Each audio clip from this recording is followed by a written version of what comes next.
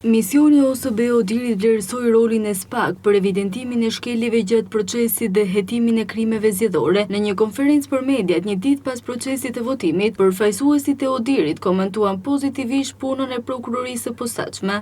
SPAK-u, kjo strukturë e posaçme, luajti një rol pozitiv në hetimin e korrupsionit zgjedhor.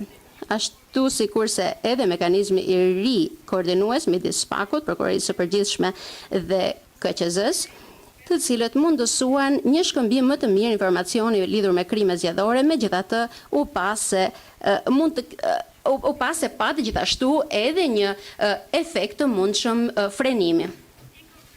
Mekanizmi i ri koordinues midis institucioneve për hetimin dhe për ndjekjen penale të krimeve zgjedhore është një zhvillim që mirëpritet. Ndërkohë për punën e policisë së shtetit nuk patën një koment të detajuar. Unë në fakt nuk ndihem e sigurt të themi që të flas pra për policinë. E vetmja gjë që mund të them është që gjatë takimeve që kemi pasur me prokurorinë e përgjithshme apo me SPAK-un,